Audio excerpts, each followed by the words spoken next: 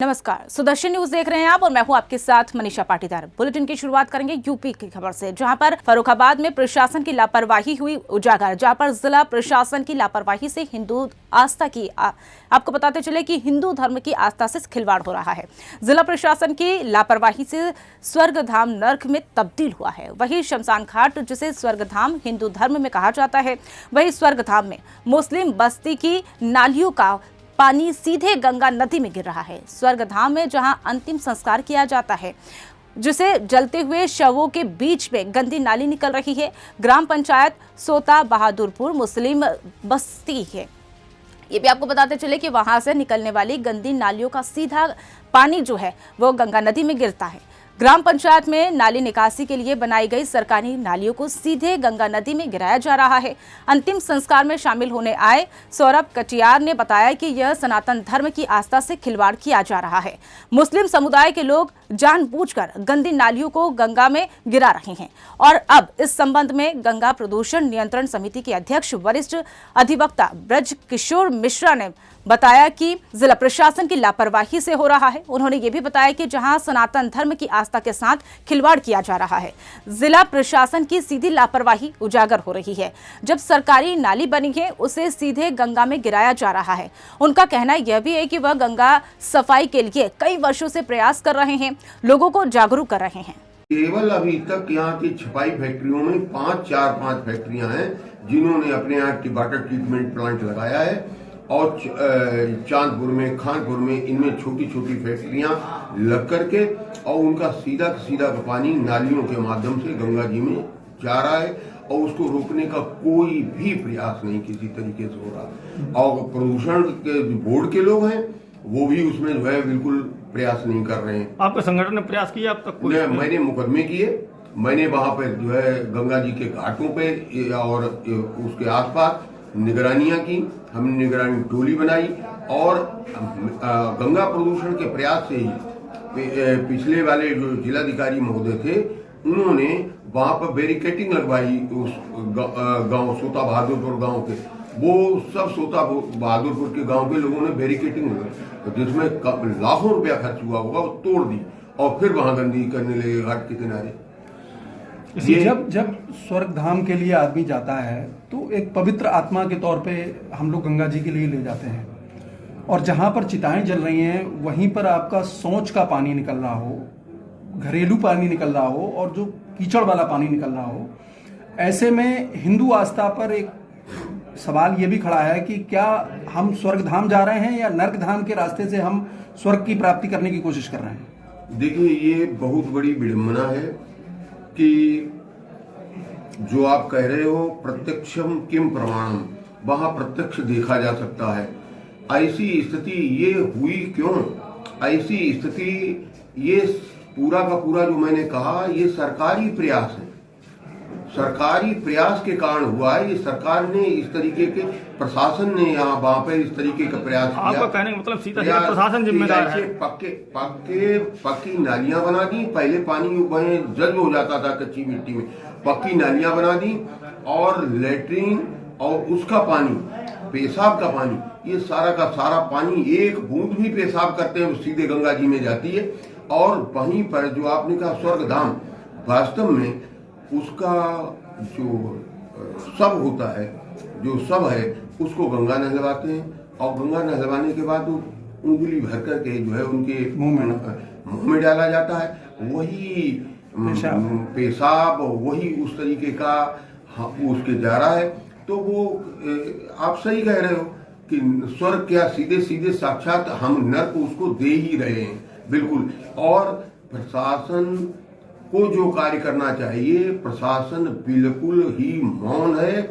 और ये अब जो गंगा स्वच्छता अभियान है, इस अभियान को उसी तरीके से प्रशासन पलीता लगा रहा है जैसे राजीव गांधी के गंगा एक्शन प्लान को लगाया था पलीता, बिल्कुल ठीक उसी तरीके से लगाने जा रहा है। नमामि गंगे जैसे प्रोजेक्ट जो खरबों रुपए गंगा की सफाई और प्रदूषण को लेकर कर रहे हैं खर्च, क्या लग रहा है ये प्रोजेक्ट कितने कामयाब हैं? देखिए, हम अपने एक स्नेही परिजन के दाह संस्कार में आए हुए हैं। तो यहाँ पर जो गंदे नाले बह रहे हैं, ये आपकी धार्मिक आस्था क्या बताते हैं कि गंगा स्वच्छ है? क्या कार्रवाई करनी चाहिए सरकार को इसके प्रति या प्रशासन को?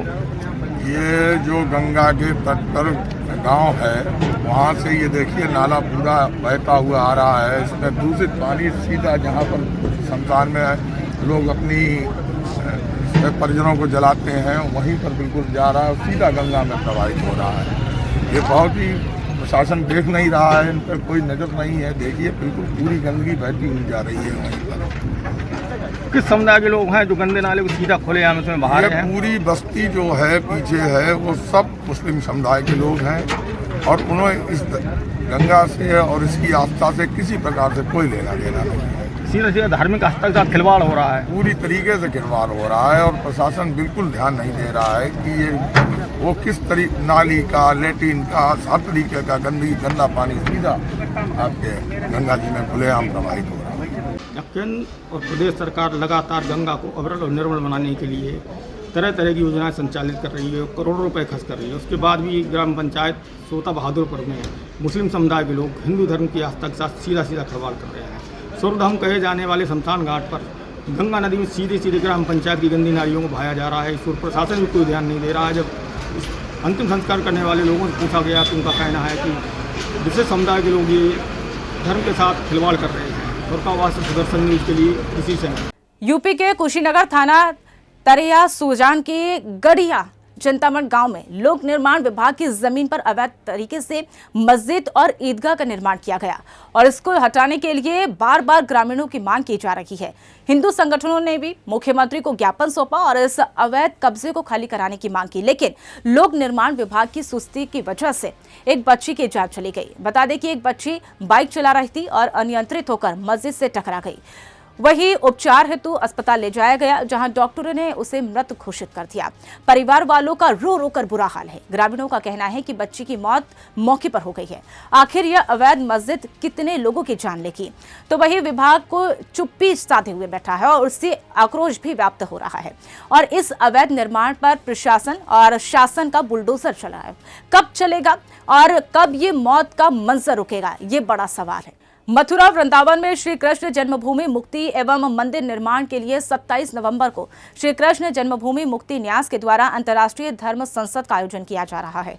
यह आयोजन वृंदावन के केशव धाम में आयोजित किया जाएगा, जिसमें पूरे विश्व के अनेक देशों के तथा देश के सुमध्य संत शामिल होंगे। और इस संबंध में मथुरा में श्री कृष्ण जन्मभूमि मुक्ति न्यास के अध्यक्ष महेंद्र प्रताप सिंह एडवोकेट के द्वारा पत्रकार वार्ता की गई, जिसमें उन्होंने बताया कि 27 नवंबर को आयोजित होने वाली धर्म संसद में अमेरिका, स्पेन, फ्रांस, जर्मनी के अलावा विश्व के अनेक देशों के संत शामिल होंगे। देश के भी और अनेक देशों के भी संत इसमें शामिल होंगे। उसके लिए ये कहूँगा कि इन लोगों को ये इनके प्रकार हिंदू धर्म का, हिंदू लोगों का केवल विरोध करना है, कैसे भी करना पड़े। ये लोग कानून का पालन नहीं करते, संविधान न्यायालय का सम्मान नहीं करते हैं, ये मनमानी करते हैं और जो मनमानी करता है इसके ऊपर कठोर कार्रवाई होनी चाहिए और भविष्य में ऐसे काम ना हो उसके लिए कानूनन उन लोगों को गिरफ्त करके और इनको सजा देनी चाहिए। महाराज 7 सीट हारने के बाद में अखिलेश यादव ने जान दिया है कि मुट्ठी बांध के और तान के रखो। एक शब्द दोबारा। अखिलेश यादव ने बयान दिया है कि मुट्ठी बांध के और तान के रखो। क्या मानते हैं? देखिए, एक मुट्ठी हम लोग एकत्व के लिए भी बांधते हैं और एक किसी को मारने के लिए मुट्ठी बांधते हैं। तो इन लोगों के पास में राष्ट्र धर्म नहीं है, इनके पास कोई भी सनातन या लोकतंत्र की परिभाषा नहीं है। ये लोग केवल मुसलमानों को एक करने के लिए अपनी मुट्ठी को बंद करते हैं। इसका अर्थ राष्ट्र को एक करना, हिंदुओं को एक करने के लिए उनका ये अभिप्राय नहीं है। ये केवल अपनी सत्ता को बचाए रखने के लिए ही इन्होंने अपनी मुट्ठी का प्रयोग किया। और बांधने और मारने का तानने क्या उद्देश्य है? देखिए, मुट्ठी का मतलब ये होता है कि केवल इन्होंने जो मुट्ठी की बात की कि मुसलमान एक हो जाओ बस। को केशव धाम में अंतर्राष्ट्रीय धर्म संसद का आयोजन किया जा रहा है और इसमें विशेष रूप से इसमें देश के साथ साथ विदेशों के संत भी रहेंगे।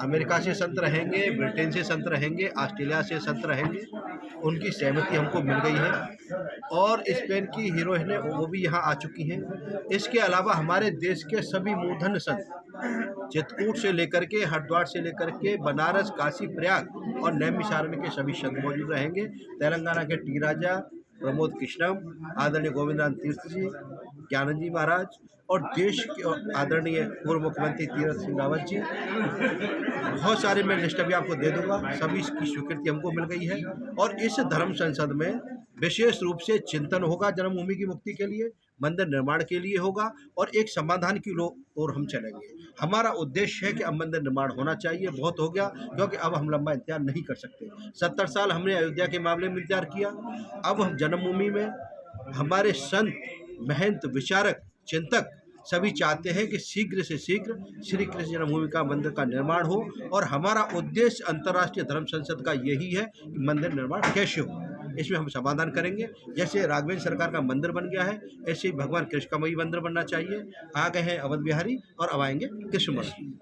ये 27 तारीख क्या दिवसीय कार्यक्रम रहेगा? ये 27 नवंबर को जो अंतर्राष्ट्रीय धर्म संसद आयोजित की गई है 11 बजे से होगी, 1 दिवसीय कार्यक्रम है और लेकिन ये 2 सत्रों में रहेगा और इसमें विशेष रूप से सभी संतों को बड़ी विनम्रता के साथ प्रार्थना की गई है, आग्रह किया गया है कि एक विषय प्रमुखता के साथ रहेगा, वो है श्री कृष्ण जन्मभूमि की मुक्ति और मंदिर निर्माण। कितनी गैदरिंग की आशा है आपको? इसमें कई हजार लोग होंगे, मेरे ख्याल से 1000 लोग जो मूर्धन्य संत हैं, विचारक हैं। हमने एक विचारक के तौर पर और चिंतकों के तौर पर जो प्रोमिनेंट फिगर हैं विभिन्न संगठनों की, उन सबको आमंत्रित किया है और हमने सबका स्वागत है उस कार्यक्रम में, सबका अभिनंदन है, वंदन है, क्योंकि ये कार्यक्रम मेरा नहीं, हम सबका कार्यक्रम है। अब भगवान हमारे सबके हैं, तो इसलिए सबको इसमें आमंत्रित किया गया और मैं मानता हूँ कि जितने लोग हमने आमंत्रित किए हैं उससे ज़्यादा लोग वहाँ हैं।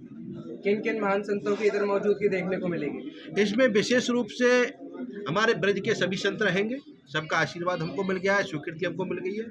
इसमें कई विभिन्न संगठन हैं जो हिंदूवादी संगठन, उनके प्रमुख रहेंगे। तेलंगाना के विधायक हैं, टी राजा रहेंगे, प्रमोद कृष्णम रहेंगे, जैसे मैं अभी नाम बता रहा था, स्वामी उमेश योगी जी रहेंगे हालैंड से, स्वामी ब्रह्मानंद जी अमेरिका से रहेंगे, गौरानंद जी रहेंगे अमेरिका से।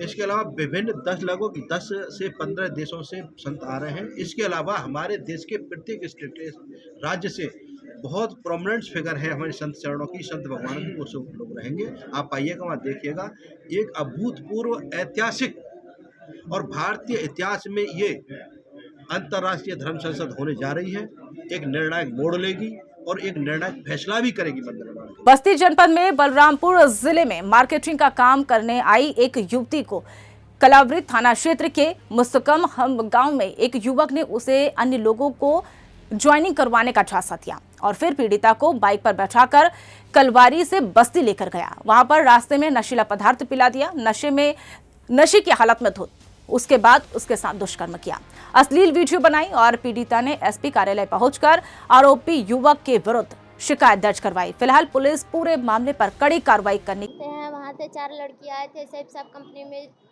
जॉब करने के लिए, कलवारी रूम लेके रह रहे थे। एक दिन ऐसा हुआ कि हम लोग जा रहे थे सर्वे करने के लिए, तो वहाँ से मुझे एक लड़का मिला, फिर वो कहा कि मुझे भी अपनी कंपनी में ज्वाइन कर लो। फिर मैंने उसको ज्वाइन करवाया 500 रुपया लेके। फिर वो कहा अपना नंबर दे दो ताकि मुझे विश्वास रहे, नहीं कहीं पैसा लेकर मेरा भाग जाओगी। फिर मैंने उसे नंबर दिया। 3-4 दिन वो विभाग के विषय में बहुत अच्छे से बातचीत किया, पूछताछ कर रहा था। फिर 5वें-6वें दिन मेरे पास फ़ोन करके कह रहा है कि मेरे कस्टमर और भी हैं बस्ती मेरे साथ, चलो वहाँ से बता समझा के ज्वाइन करवा दो मेरे साथ में, वो लोग भी करेंगे। फिर मैंने उसके बातों पे विश्वास किया, वहाँ से आए, उसके साथ में आए बाइक से लेके आया। फिर मुझे रास्ते में पानी प्यास लगा, तो मैंने उससे कहा कि मुझे पानी प्यास लगा है। फिर वो पहले से शायद कुछ मिला के रखा था दवा, वही पानी हमको पिला दिया। फिर हम थोड़ी देर बाद मुझे चक्कर आने लगा, तो मैंने उससे कहा, तो वो कह रहा है मुझसे कि चलो एक होटल में लेके चलता हूँ। वहाँ से जाने के बाद में थोड़ा थोड़ा दिख रहा था, ग्रीन वैली होटल का नाम था। वहाँ जाने के बाद में पता नहीं किस रजिस्टर पे साइन करवाया। फिर अंदर जाने के बाद में मुझे होश नहीं रहा। क्या घटना हुआ था? सर वहाँ घटना हुआ था, वहाँ जाने के बाद में मैं बेहोश हो गई। उसके बाद में मेरे साथ गलत हरकत करके वीडियो बनाया, फिर वहीं से ब्लैकमेल करने लगा मुझे। मेरे बैग में पैसे भी थे, कुछ निकाल लिए 25,000। सर 25,000 था, मेरी मम्मी भैंस बेच के पैसा दी थी। ब्लैकमेल क्या कर रहा है? सर वीडियो गलत काम करके बना लिया, वही बाद में मुझको वीडियो दिखा के फिर मुझे ब्लैकमेल करने लगा। कहा कि मेरे साथ में चलो, नहीं तो मैं वीडियो वायरल कर दूंगा। फिर हम लोग देखे जान पाए तो हम कहें कि वीडियो डिलीट कर दो। वही वीडियो डिलीट करने के लिए 20 लाख रुपया भी मांग कर रहा था। क्या आश्वासन मिला है किताब के द्वारा? अभी हम लोग मिल के आए हैं एसपी साहब से। एसपी साहब कहे कि जाओ मुकदमा दर्ज हो जाएगा। बस्ती सर्किल कलवारी क्षेत्रांतर्गत थाना कलवारी बस्ती पर दिनांक 22/11/24 को पीड़िता के तहरीरी सूचना की कंपनी में ज्वाइनिंग कराने व नशीला पदार्थ खिलाकर दुष्कर्म करने के संबंध में एवं अश्लील वीडियो बनाने के संबंध में प्रार्थना पत्र प्राप्त हुआ। प्राप्त प्रार्थना पत्र के आधार पर आरोपी आलोक पांडे पुत्र सतपाल पांडे निवासी कलवारी मुस्तकहम थाना कलवारी बस्ती के विरुद्ध मुकदमा अपराध संख्या 274/24 धारा 64(1), 123, 352, 351(2), 303(2), 67(a) पंजीकृत कर विवेचना थानाध्यक्ष कलवारी द्वारा संपादित किया जा रहा है। तुरा अखिल भारत हिंदू महासभा ने नगर निगम को भगवान की फोटो दीवार पर बनाने के विरोध में ज्ञापन दिया। आपको बताते चले कि अखिल भारत हिंदू महासभा की छाया गौतम नगर के नगर निगम को ज्ञापन दिया, जिसमें जहां कहा गया है कि मथुरा वृंदावन में दीवारों पर, शौचालय की दीवारों पर हमारे आराध्य भगवान के चित्र बने हुए हैं, जिस पर राहगीर और धर्म विरोधी व्यक्ति गुटखा खाकर थूकने और पेशाब करते हैं, जिससे ब्रजवासियों और आस्थावान व्यक्तियों की भावनाएं आहत होती हैं। अपने आराध्यों का अपमान हम सहन नहीं कर सकते।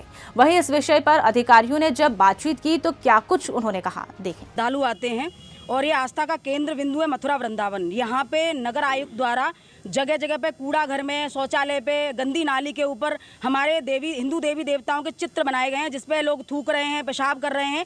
तो ये हमारे देवी देवताओं का अपमान किया जा रहा है और ये अपमान हम लोग अब सहन नहीं करेंगे। हम लोग आज नगर आयुक्त को ज्ञापन देने आए हैं कि हमारे जितने भी हिंदू देवी देवताओं के जो चित्रण आपने किया है वो सबको हटाया जाए। अगर वहाँ सुंदरता दिखानी है, चित्रण करना ही है आपको, तो आप प्राकृतिक चित्रण करिए, फूल बनाइए, पत्तियाँ बनाइए और भी कुछ बनाइए, लेकिन हम इस तरीके से अपमान नहीं सहन करेंगे। क्योंकि यहाँ विधर्मी भी इतने लोग रहते हैं कि किस किस को रोकेंगे, कैसे करेंगे। लोग जानबूझ के टॉयलेट कर रहे हैं, उस पर जानबूझ के थूक रहे हैं, तो ये अपमान अब सहन नहीं किया जाएगा। 7 दिन का हम लोग समय देके जा रहे हैं कि 7 दिन के अंदर जितने भी मथुरा वृंदावन में हमारे आराध्यों के फोटो लगे हुए हैं वो सबको हटाया जाए, अन्यथा सभी हिंदूवादी संगठन एक होकर इसमें बड़ा आंदोलन करेंगे। ये काफी समय से लगे हुए हैं, तो इससे पहले भी आपने इसकी शिकायत की है? जी, बवंडर बाबा द्वारा 45 दिन पहले एक ज्ञापन और दिया गया है, लेकिन उस पर कोई सुनवाई नहीं हुई। जब बात की गई थी तो आश्वासन दिया था कि आज से ही इसमें ये सबको हटाया जाएगा, लेकिन आज तक कोई कार्रवाई नहीं हुई है, कोई चित्रण हटा नहीं है, कोई फोटो हटा नहीं है। आज ये हमारा दूसरा ज्ञापन है। दूसरे ज्ञापन पे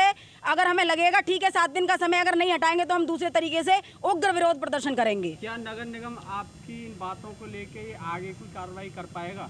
निश्चित तौर पर करनी पड़ेगी। ये देश हिंदुओं का है और ये मथुरा वृंदावन सनातनियों का है, ब्रजवासियों का है। निश्चित तौर पर इनको कार्रवाई करने के लिए हम मजबूर कर देंगे। 5 डे बिफोर, आज से 45 दिन पहले मैंने व्यक्तिगत यहाँ पे आकर ज्ञापन दिया, उनके विषय संज्ञान में लाया। आयुक्त ने एक्सेप्ट किया कि हाँ बाबा जी ये चित्र गलत जगह लगे हैं और हम इनको आज से ही प्रभावी रूप से हटाएंगे। किंतु हमारे जाने के बाद इन लोगों की तानाशाही इतनी है कि इन्होंने इस कान से सुन के इस कान से निकाल दिया और हमारे पत्र पे कोई कार्रवाई नहीं करी। तो पुनः हमको आज आना पड़ा है और जब तक ये चित्र बंद नहीं होंगे हम नगर निगम के पीछे पड़े रहेंगे। एक ज्ञापन अभी प्राप्त हुआ है, इनके द्वारा ये कहा गया है कि शहर में कुछ चित्रकारी और कुछ वॉल पेंटिंग हुई थी, उसमें कुछ देवी देवताओं के चित्र बनाए गए थे, उन पर कुछ लोग अनावश्यक रूप से गंदगी फेंकते हैं, उनको हटाने के लिए मांग की गई है। तो नगर निगम इसका संज्ञान ले रही है। अगर ऐसे चित्र कहीं बनाए गए हैं और शहर में हैं तो उनको या तो ढका जाएगा या दूसरे वहाँ चित्रकारी की जाएगी। कहते हैं कि ज्ञापन एक बार 45 दिन पहले बवंडर बाबा के द्वारा पहले भी दिया गया था, उसको कोई संज्ञान में नगर निगम ने नहीं ले पाया। ऐसा एक संज्ञान में आया था। GIC की बिल्डिंग पे एक चित्रकारी की गई थी, हनुमान जी का चित्र था तो उसको हटा के पुनः एक दूसरा चित्र बनाया गया था, उसको संज्ञान लिया गया। जब जो भी लोग बताते हैं तो उस पर नगर निगम तत्काल तुरंत रूप से कार्रवाई करती है। सर, अगर सुंदरता की बात है तो उनका कहना है कि फूल पत्तियों के फोटो भी बनाए जा सकते हैं, तो भगवान के क्यों बनाए जा रहे हैं, इस प्रकार की बातें नहीं करते। और कुछ नगर निगम ने तो कुछ नहीं बनाए थे, कुछ किसी लोगों ने बनाए थे, वो हटवा दिए गए। तो नगर निगम को उसका संज्ञान है कि नगर निगम ऐसे चित्रों को कभी भी सड़क पे और अनावश्यक स्थान पर नहीं बनवाता है और न बनवाने के लिए किसी को निर्देश दिए जाते हैं। सर, उनको हटाया जाएगा या बिल्कुल हटाया जाएगा। अगर ऐसे कई चित्र बने तो हटाया जाएगा। उत्तर प्रदेश लखीमपुर खीरी में आखिरकार मानव को मौत के घाट उतारने वाला बाघ पकड़ लिया गया। जनपद लखीमपुर खीरी के महेशपुर वन रेंज के मुन्नापुर जंगल के समीप 3 दिन पूर्व एक व्यक्ति पर मौत का आपको बताते चले कि एक व्यक्ति पर हमला किया गया। उसके बाद मौत के घाट उतारने वाला बाघ आखिरकार वन विभाग की टीम के पिंजरे में कैद हो गया। जनपद लखीमपुर खीरी में बाघों का तांडव काफी जोरों पर था। खेत पर काम करने वाले कई किसानों को बाघों के द्वारा हमला करके मौत के घाट उतार दिया गया। इस पर डीएफओ संजय विश्वास समेत कई विभाग की टीम और पुलिस बल मौके पर मौजूद रहा। इससे आज जो है हम मन्नापुर गांव में परसों पे यहीं पे ही घटना हुआ था कि एक आदमी को एक टाइगर ने पूरा मार के इवन थोड़ा बहुत खाया भी था जैसे। तो हम लोग कल पिंजरा लगाए थे और जो है सफलता आज सुबह प्राप्त हुआ है कि वो टाइगर जो है पिंजरे में आ गया है। तो ये लगभग मेरा मानना है कि जो शाहपुर रजा में हमारे अक्टूबर 1 में भी ऐसी ही घटना हुआ था, एक किसान को भी पूरा खाया था, जो कि यहाँ से लगभग 3.5-4 किलोमीटर के डिस्टेंस पे है। और हम लोग उसको तब से जो है ट्रैक कर रहे थे। तो उसका लगभग घूमने का हमारा देवीपुर जंगल पीछे है, तो देवीपुर जंगल होते हुए इस गांव और ये सब कर रहा था। और लगभग 2 लोगों को कम से कम घायल भी किया है। और आसपास के गांव वालों के सबको काफ़ी दिनों से ये था कि उनके बकरी और जो पालतू जानवर है उनको ऊपर भी काफ़ी अटैक करता था। तो हमें बहुत खुशी है कि आज हमें सफलता मिली है और ये पिंजरे में कैद हो गया है। और इससे पीछे हमारे टीम की जो है बहुत भूमिका है। हमारे पूरे मोहम्मदी की टीम, हमारे रेंजर साहब और फॉरेस्टर और सारे टीम लगे हुए हैं। और सबसे ज़्यादा मैं श्रेय दूंगा यहाँ के जो आसपास के गांव वाले हैं, वो हमेशा धैर्य के साथ काम किए। जैसे परसों हमारी घटना हुई थी, जिसे क्या कहता हूँ, बहुत ज़्यादा कोई रोष नहीं, क्योंकि ये हमेशा टाइगर कोई अटैक होना कुछ होना ये क्योंकि हमारे सरकार के थ्रू भी जैसे एक नेचुरल डिजास्टर का मान्यता दिया गया है कि वाइल्ड एनिमल अटैक जो होता है इसके किसी के बस में नहीं है कि हम जो है करेंगे। लेकिन ये फिर भी जो है बड़ी खुशी की बात है कि हम इसको पकड़ने में कामयाब हुए। जानकारी मिली काफ़ी चिढ़ा रहा है, तो क्या बीमार है या कुछ? हाँ, नहीं, क्योंकि जैसे आज सुबह खबर मिली है तो वो होता है कि बहुत सारे लोग उसे घेर गए हैं। आप सोचें कि एक टाइगर जो है स्वच्छंद अलग से घूम रहा था, अचानक केज पे पिंजरे में आ गया हो और उसको चारों तरफ से लोग घेर गए हों, तो इसलिए वो थोड़ा जैसे एजिटेटेड था। लेकिन जैसे ही हमें खबर मिली हम लोग पहुँच के ही उसको जैसे घेर वेर लिए हैं। सर, इसे कहाँ भेजा जा सकता है? घेर लिए हैं, तो अभी इसलिए वो शांत है। तो अभी ऊपर हम लोग बात करेंगे, जो है पहले अभी वेटरनरी डॉक्टर को बुलाएंगे, वो लोग पहले इसको परीक्षण करेंगे। अभी तो हम इसको कोई सुरक्षित जगह ले जाते हैं कि गांव से थोड़ा दूर रहेगा, लोगों से दूर। और डॉक्टर परीक्षण करेंगे, देखेंगे उसके एज ये सब देखा जाता है, उसके जो फिजिकल है फीचर है सब सही है नहीं है, फिर उसके बाद फैसला लिया जाएगा कि कहाँ अभी छोड़ेंगे। मथुरा पुलिस चौकी डी क्षेत्र के अंतर्गत मेवाती मोहल्ला मटिया गेट के रहने वाले झोलाछाप डॉक्टरों के यहां स्वास्थ्य विभाग की छापेमारी कार्रवाई देखने को मिली। बताया गया कि डॉक्टर मुस्लिम के यहां काफी समय से अवैध सैंपलिंग, दवाइयां, ड्रग्स होए जाने की शिकायत स्वास्थ्य विभाग को मिल रही थी। शिकायत का तत्काल संज्ञान लेते हुए स्वास्थ्य विभाग के अधिकारी और स्थानीय पुलिस डॉक्टर मुस्लिम के क्लिनिक पर पहुंचे। क्षेत्र की झोलाछाप डॉक्टरों पर कार्रवाई से हड़कंप मच गया। झोलाछाप डॉक्टरों पर कार्रवाई करके झोलाछाप डॉक्टरों में अब कार्रवाई से हड़कंप मचा हुआ है। जी, एक जांच के क्रम में हम यहाँ पर आए थे, जिसके अंदर में जो है यहाँ पे एक क्लिनिक पाया गया है डी गेट में, भार्गव गली के अंदर में, जिसके अंदर में जो है क्लिनिक चलता हुआ पाया गया, जिसके लाइसेंस जो है मिस्टर मुस्लिम है, डॉक्टर मुस्लिम है। इनके पास में मेडिकल स्टोर के लिए कोई लाइसेंस नहीं है। तो मेडिकल स्टोर के क्रम में हम जो है इस पर कार्रवाई करते हुए यहाँ पे जो दवाइयाँ बरामद हुई हैं उनका सील कर रहे हैं। कौन कौन दवाइयाँ पाई गई हैं यहाँ पर जो कि एलोपैथिक कैटेगरी की दवाइयाँ हैं, जो एलोपैथिक की दवाइयाँ हैं उनको ही हम खाली इसके अंदर में जो है अपनी जांच के अपने दायरे में रखते हैं, तो हम उनको जब्त कर रहे हैं और जब इस दवाइयों का मूल्यांकन करने के बाद हम इस पर आगे फर्दर आपको डिटेल दे पाएंगे। अंग्रेजी दवाइयाँ भी मिली हैं? एलोपैथी अंग्रेजी दवाइयाँ ही आती हैं। हाँ जी, डॉक्टर साहब जो हैं इनके पास में यूनानी का एक रजिस्ट्रेशन एंड डिप्लोमा है, जिसके अंतर्गत जो है बट ये प्रैक्टिस जो है मे बी फार्मासिस्ट के लिए बिना पे कर रहे हैं या कैसे कर रहे हैं, वो इनका जो भी जवाब होगा, पक्ष होगा, वो उस पर देखते हैं। तो अब्बा फैलाई जा रही थी, अब्बा थी बाजार में, सबसे ड्रग्स से पाया गया है, क्या कहना है? क्या पाया गया है? ड्रग्स पाई गई है, कोई ड्रग्स जो अभी दवाइयाँ सारी ड्रग्स नहीं, कोई ड्रग्स नहीं पाई गई हैं यहाँ पर। मैं अभी जो भी जितनी अभी तक हमें मिली हैं, बाकी अभी मूल्यांकन जारी है ना, बाकी डिटेल आपको बाद में दे पाएंगे। यूपी के कुशीनगर में बोलेरो वाहन से बिहार के लिए तस्करी कर ले जा रही कुल 32 पेटी अवैध देशी शराब और 22 बोतल अवैध अंग्रेजी शराब बरामद की गई। कुशीनगर के थाना तंबू ही राज्य और स्वाट की संयुक्त पुलिस टीम के द्वारा थाना क्षेत्र में एक बोलेरो वाहन से तस्करी कर बिहार के लिए ले जा रही 32 पेटियां ट्रैक्टरा और ये भी आपको बताते चले कि पैक देशी शराब बरामदगी की गई है। मामले में पुलिस की कार्रवाई जारी है। 32 पेटियां भी बरामद की गई। पुलिस अधीक्षक कुशीनगर के निर्देशन में अवैध शराब की बिक्री, निष्कर्षण और परिवहन पर रोकथाम के क्रम में चलाए जा रहे अभियान में आज तमकुईराज पुलिस और स्वाट टीम द्वारा एक सराहनीय कार्य करते हुए बोलेरो से तस्करी के लिए ले जा रही शराब में 32 पेटी अवैध देशी शराब और 22 बोतल अंग्रेजी शराब की बरामदगी की है। पुलिस टीम को देखकर अभियुक्तगण मौके से फरार हो गए। गाड़ी संख्या के आधार पर अभियुक्तों को चिन्हित कर शीघ्र ही गिरफ्तारी सुनिश्चित कराई जाएगी। जनपद संभल के चंदोसी कोतवाली क्षेत्र के अंतर जनपदीय वाहन चोर गैंग के 5 अभियुक्त चोरी की 10 मोटरसाइकिल के साथ गिरफ्तार किया गया।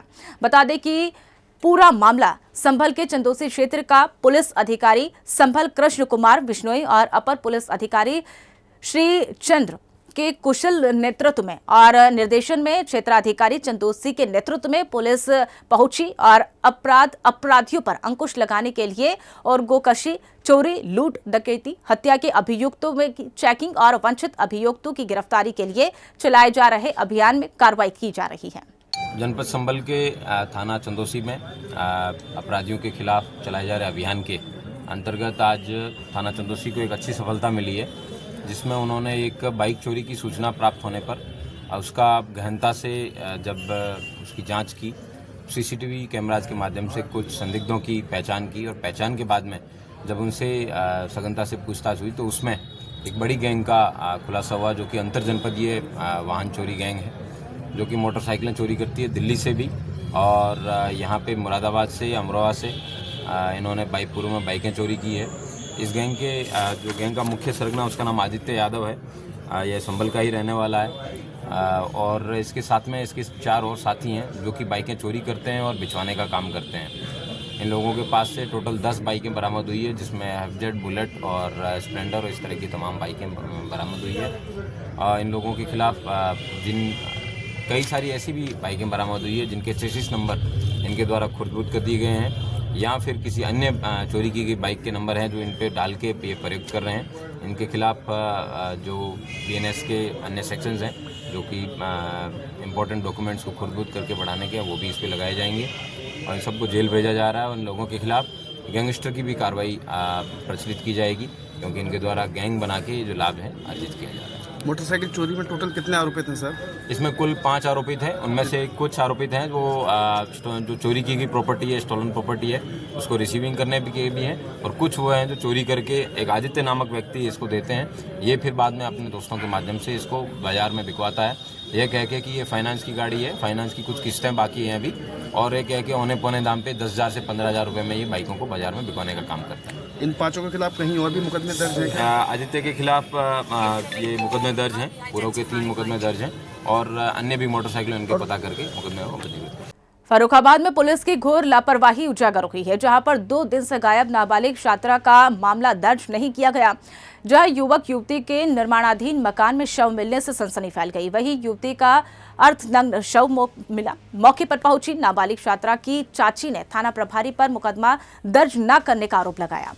थाना मऊ दरवाजा के गांव नगला की ये पूरी घटना बताई जा रही है, जहां पर नाबालिग छात्रा वर्षा युवक के साथ 2 दिन पहले चली गई थी। छात्रा परिजनों को नशीला पदार्थ खिलाकर गांव के प्रेमी के साथ फरार हो गई थी और घटना की सूचना पर पुलिस अधीक्षक आलोक प्रियदर्शी मौके पर पहुंचे और वहां पर पुलिस ने दोनों के शव कब्जे में लिए पोस्टमार्टम के लिए भेजा और पुलिस अधीक्षक ने बताया कि मौके पर सल्फास का पाउच मिला है और दोनों ने आत्महत्या की है। पुलिस जांच पड़ताल कर रही है और पोस्टमार्टम के बाद मौत की वजह का पता चल सकेगा।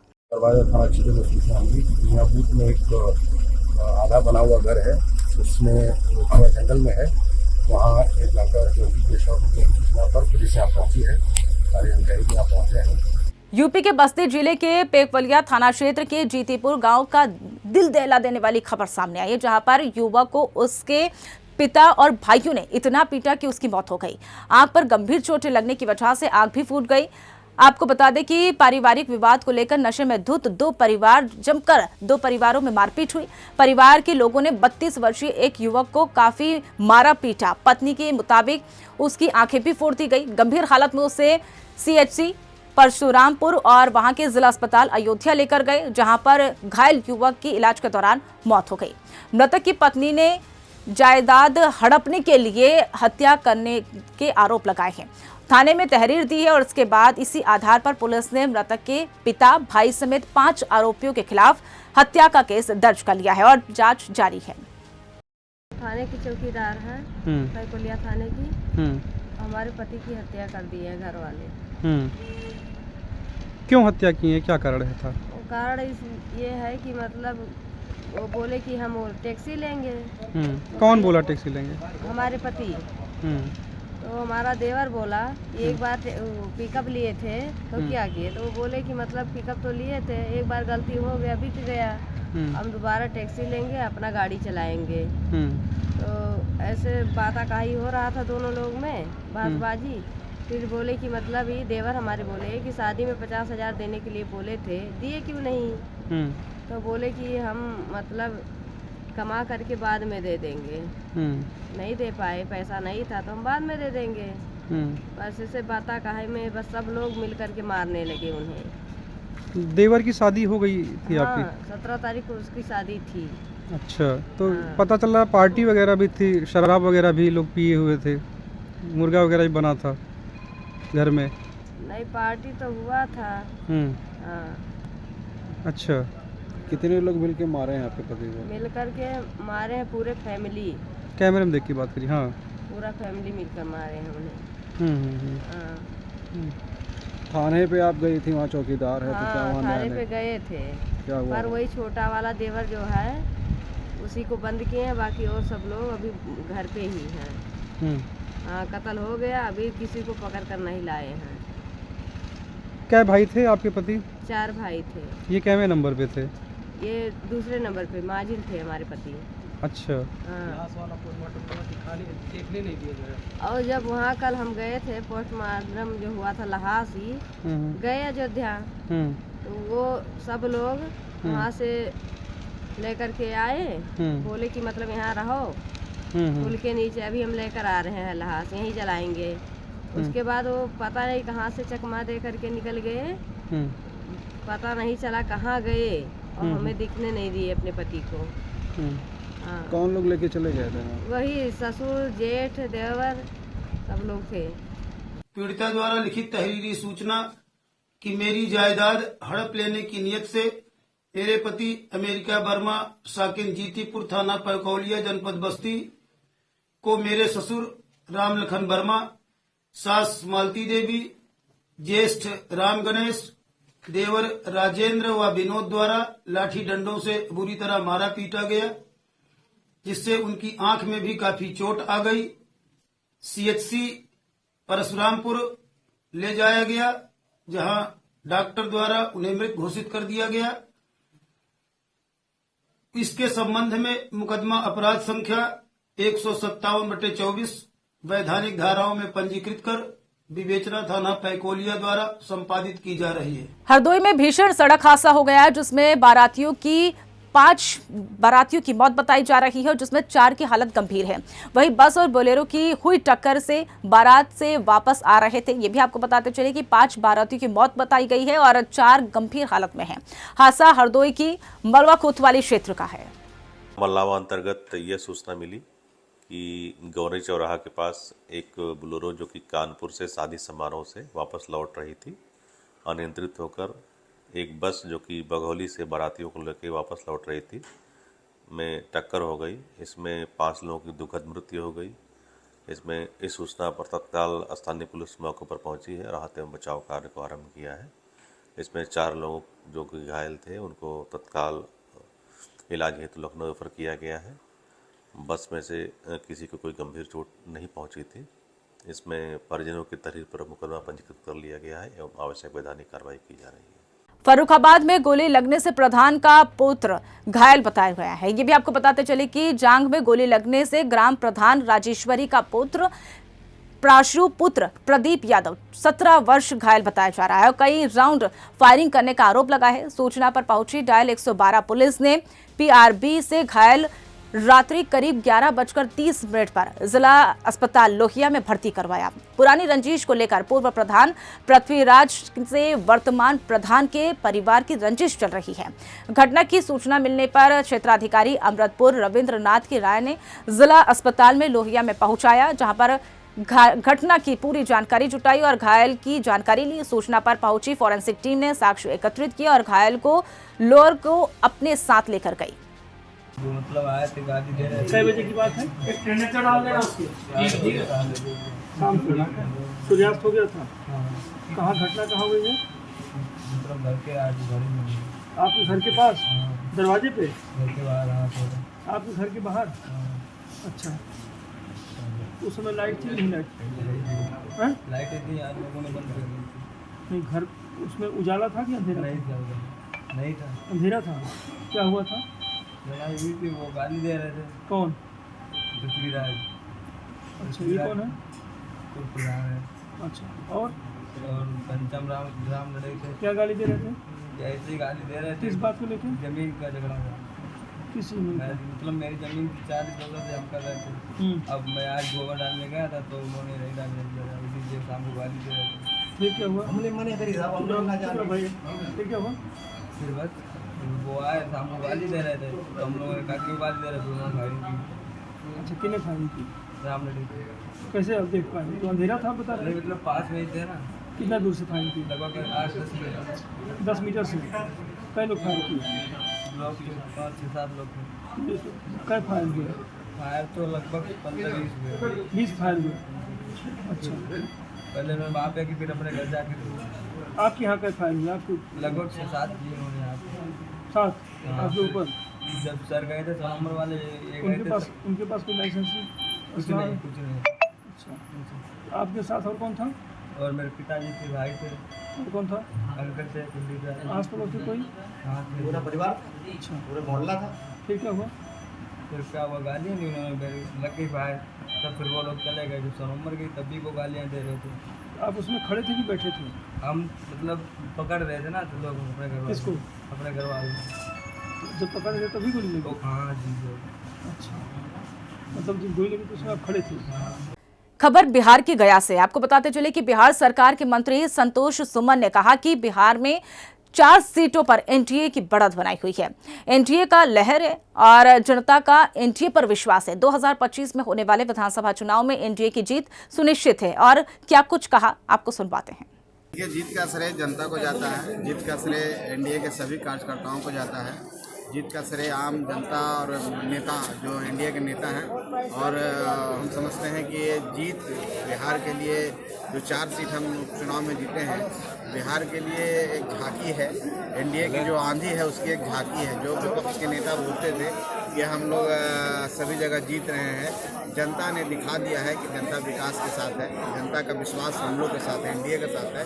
आने वाले 25 में भी यही जोश और यही विश्वास और यही विकास का नारा रहेगा और हम लोग 200 से ऊपर सीटों से पुनः सरकार में वापसी। अभी 10 महीने में पहली प्राथमिकता क्या रहेगी विकास के लिए? देखिए, सबसे बड़ी प्राथमिकता वहाँ शिक्षा का है, रोजगार का है, और स्वास्थ्य का है। हम लोग कोशिश करेंगे कि जो रोड छूट गए हैं, जो कुछ ऐसे उद्योग खुले छोटे छोटे जहाँ के रोजगार का अवसर हो, एक हॉस्पिटल अच्छा इमामगंज में हो, ये सारी प्राथमिकता में है। हम लोग इस पर काम करेंगे, निश्चित तौर पर सब मिल के काम करेंगे, सबके सहयोग से हम लोग इसको पूरा करेंगे।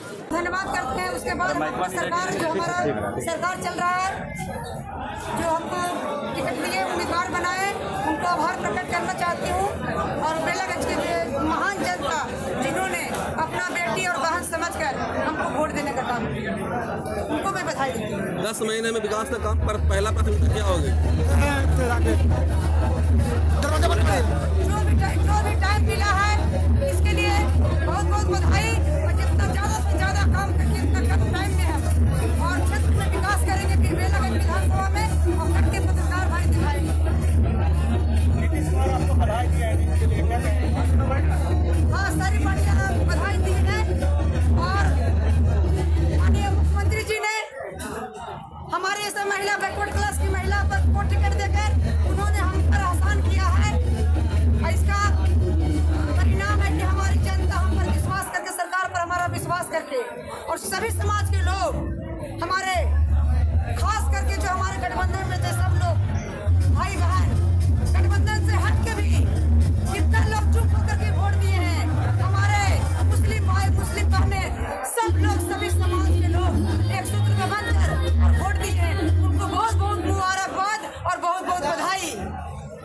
कोई बहुत बहुत बधाई। आज मेरे लिए शुभ दिन है, मेरे लोग के लिए शुभ दिन है। मैं किन्हीं के बारे में आज कुछ बोलना नहीं चाहती। इसका जवाब क्षेत्र की जनता वोट के माध्यम से बता दिए हैं। क्या प्राथमिकता होगी? प्राथमिकता होगी कि रोड नहीं है, नाली नहीं है, किसान के पानी का काम, जो भी महिलाओं का जो जरूरत होगा, क्योंकि हम महिला हैं, तो जहाँ भी काम होगा, जितना भी काम हमारा सरकार से बन पाएगा, हम काम करने के लिए आगे रहेंगे। जी, आपको भी आए बहुत बहुत बधाई और बहुत बहुत धन्यवाद। भाई मोदी जी का चमत्कारिक नेतृत्व, वैश्विक नेता के रूप में उभरे हैं, और बिहार में नीतीश कुमार जी का दोनों का सफल प्रयास हम दे देंगे ना। जो डबल इंजन की सरकार ने जो काम किया है उसका फल है कि हम लोग चारों चुनाव सब जीते हैं, और फिर 2025 हर हालत में हम लोग जीतेंगे। जनता एकदम चाहती है कि नरेंद्र भाई मोदी जी और नीतीश कुमार जी का जोड़ी बना है। विधानसभा संविधान को लेकर के बहुत हो हंगामा विपक्ष ने किया, सब भ्रामक है। यही तो उसमें लोकसभा के चुनाव में भी वो लोग सफल रहे, हमारी जनता भ्रम में पड़ गई। कोई संविधान को टच नहीं कर रहा है, कोई आरक्षण को टच नहीं कर रहा है। और जब तक हम लोग हैं, आप जानते हैं ना कि हम लोग संविधान और संरक्षण के आरक्षण के समर्थक हैं, और हम गठबंधन में हैं। हम समझते कि इस प्रकार की कोई बात आवेगी तो सबसे पहला विरोध हम लोग करेंगे, और हम समझते हैं कि विरोध करने का सवाल ही नहीं उठता है। इसलिए कि नरेंद्र भाई मोदी जी नहीं कभी चाहेंगे संविधान से छेड़छाड़ करना और आरक्षण से छेड़छाड़ करना।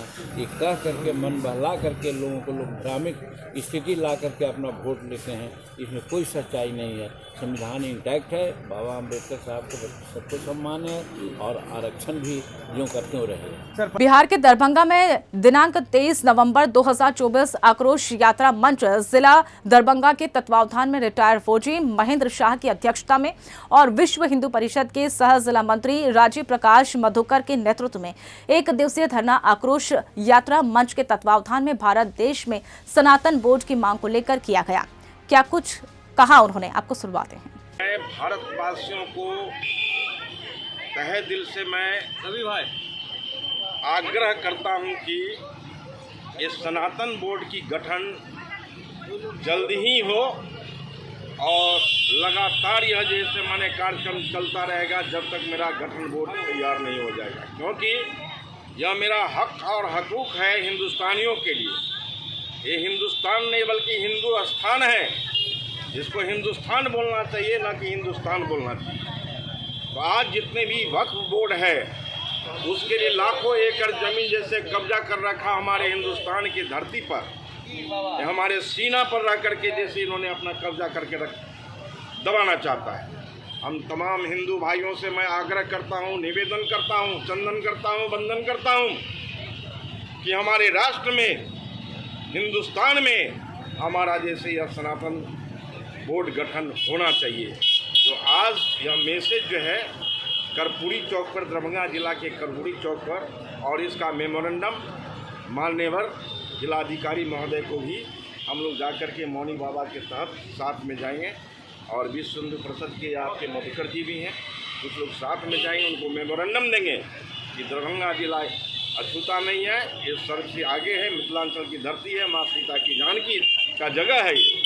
तो इसलिए जैसे शंखनाद होगा यहाँ से, इसलिए हम लोग चाहेंगे कि तमाम हिंदू वासियों को एकजुट होकर के इसका जो है प्रतिरोध करे वक्फ बोर्ड का, और मेरा गठन हो। आज जो ये प्रोग्राम हमारे कर्पूरी चौक पे किया गया है, जो धरना दिया गया है यहाँ पे, उसका सबसे प्राइमरी उद्देश्य हम लोग का है कि हमारा देश भारत जो निश्चित रूप से एक हिंदू राष्ट्र है, बट हिंदू राष्ट्र का नाम का तगमा हम लोग इसमें नहीं लगा पा रहे हैं। इस पार्ट्स का एक नया उद्भेदन हम लोग करते हुए आज हम लोगों ने आगाज़ दिया है कि जब तक हमारे देश में सनातन धर्म बोर्ड का स्थापना नहीं होगा, तब तक हम लोग इस पार्ट को आगे नहीं बढ़ा पाएंगे। इसी दृष्टिकोण को देखते हुए हमारे भारतवर्ष को हिंदू राष्ट्र घोषित करने के लिए जो हम लोगों का डिमांड है, हम सनातनियों का जो डिमांड है, उसके लिए हम लोगों ने यहाँ पे बजरंग दल के तहत, विश्व हिंदू परिषद, भारतीय जनता पार्टी के तहत जितने भी हमारे कार्यकर्ता लोग हैं, सभी आदमी मिलके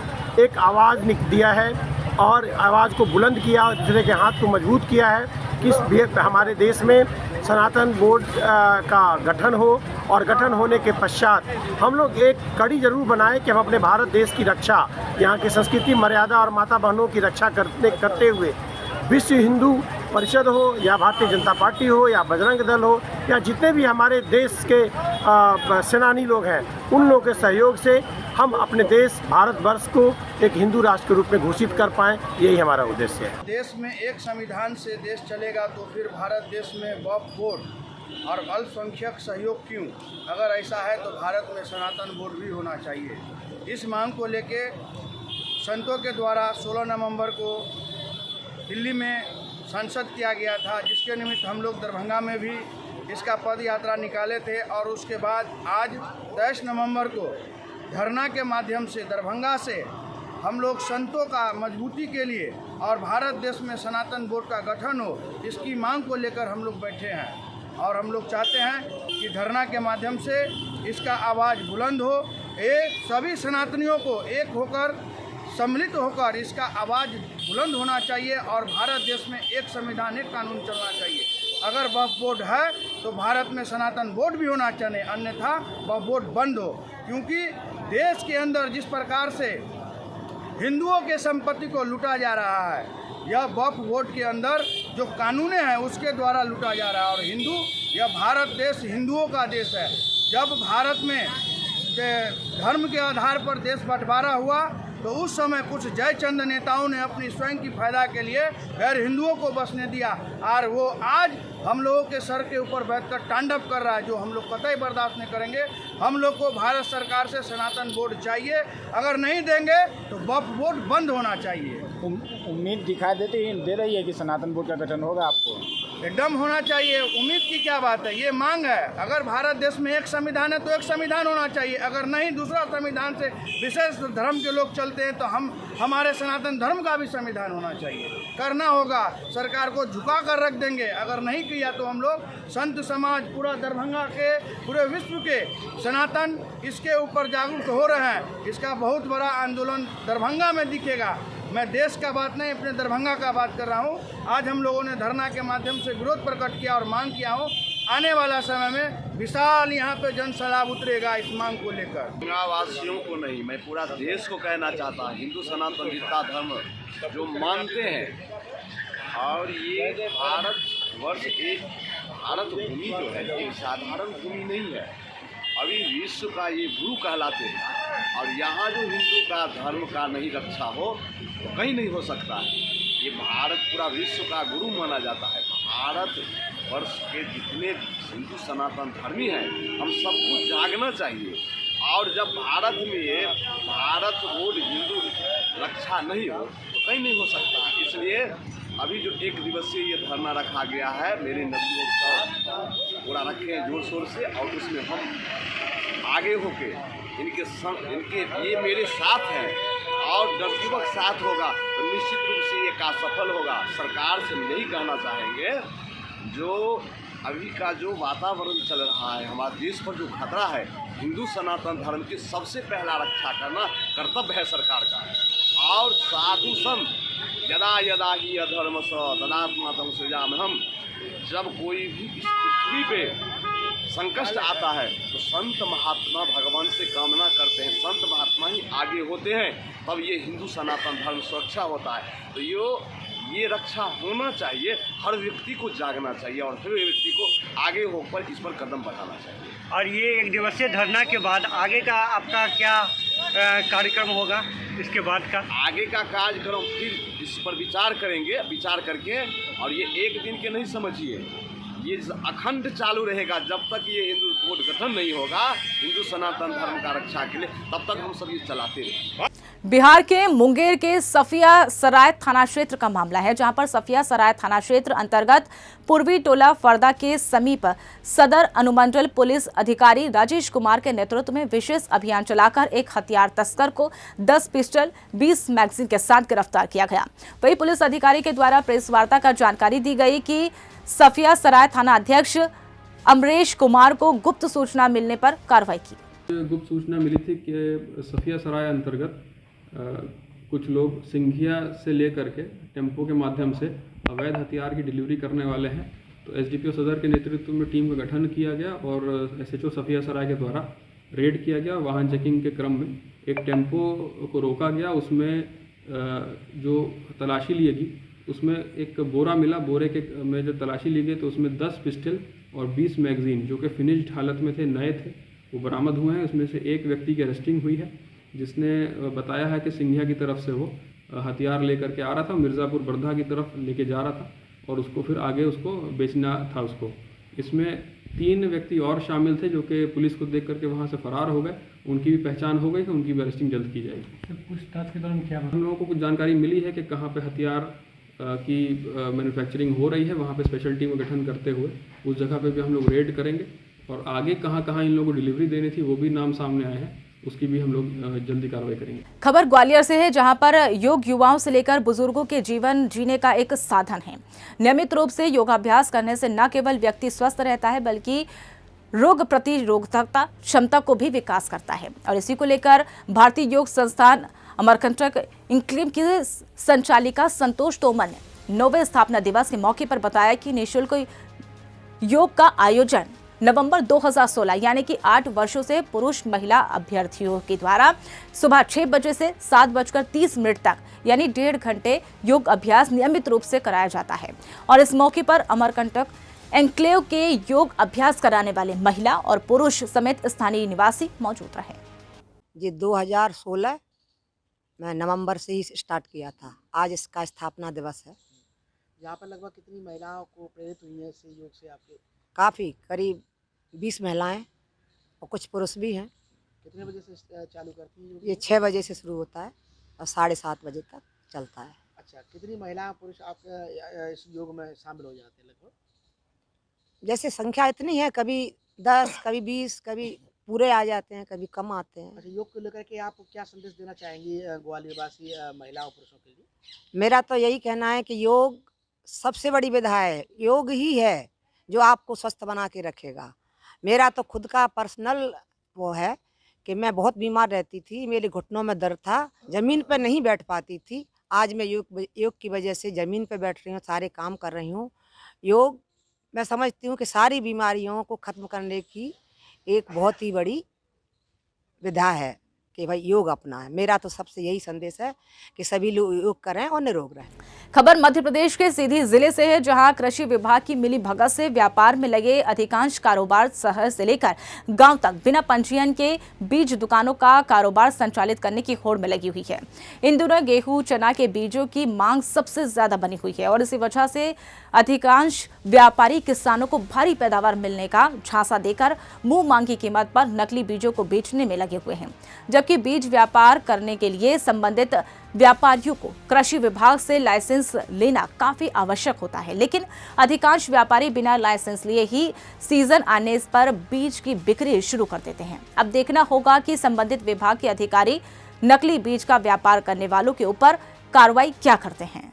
खबर मध्य प्रदेश के धार से है, जहां पर धार मुख्यालय स्थित आदर्श रोड पर दिन दहाड़े वरिष्ठ बीजेपी के नेता और भाई व्यवसायी राम नायक पर बदमाशों ने जानलेवा हमला कर दिया और इस हमले में राम नायक को हाथ और पैरों में चोटें आई। बताया जा रहा है कि पुरानी रंजिश को लेकर युवक ने 2 बदमाशों के साथ राम नायक पर फालिये से और देशी कट्टे से फायर किया और क्षेत्र में घटना को लेकर भय का माहौल व्याप्त है। घटना की सूचना मिलते ही कोतवाली पुलिस मौके पर पहुंची, आगे की कार्रवाई जारी है।